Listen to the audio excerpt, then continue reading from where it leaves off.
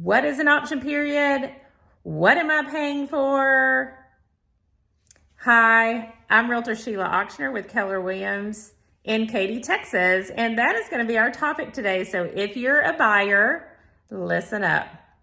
So an option period gives you a certain amount of days in order to terminate the contract for any reason. This means if you fall out of love in 2 days or you see another house you love, you can cancel your contract for any reason. Some people think that it has to be something you see on the inspection report, and that is not true. You can cancel for any reason. So a typical option period is between 7 and 10 days. That is negotiable. A stronger offer, you'll want to offer less.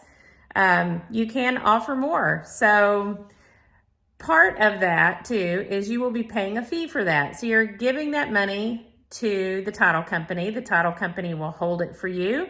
If you go through with the sale, it's credited to you at closing. If you do not, a check is mailed to the seller, because basically you're paying for those few days, whatever you've negotiated, for the seller not to sell it to someone else. So it's to your benefit to have an option period, to pay for that option period, to give you an out just in case something comes up you don't like, or something comes up you do like, and it's not the home that you're under contract for. If you have other questions, reach out to me. I'd love to talk to you about it. Bye.